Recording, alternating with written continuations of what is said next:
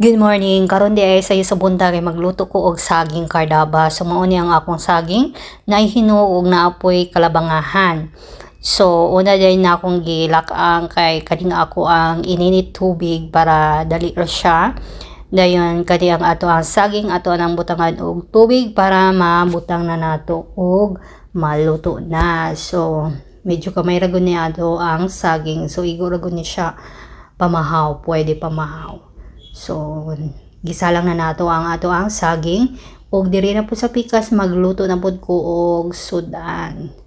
So, natay rice dire. Wala na di ko galuto og rice kay daghan man ang nahibilin. So, ako na lang siyang gi-steam ang nahibilin na rice para mainit siya. O gidugang nako ning saging o kaning sugod na pod ko og luto aning luncheon meat para sa mga bata. So, mao ni ilang breakfast karon.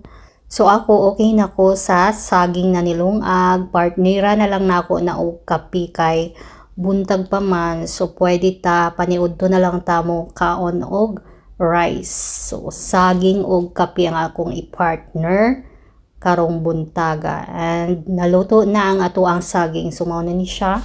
Luto na jud ang atong saging and luto na pud ang atong luncheon meat. So mao na ni fast forward na ta diring dapita.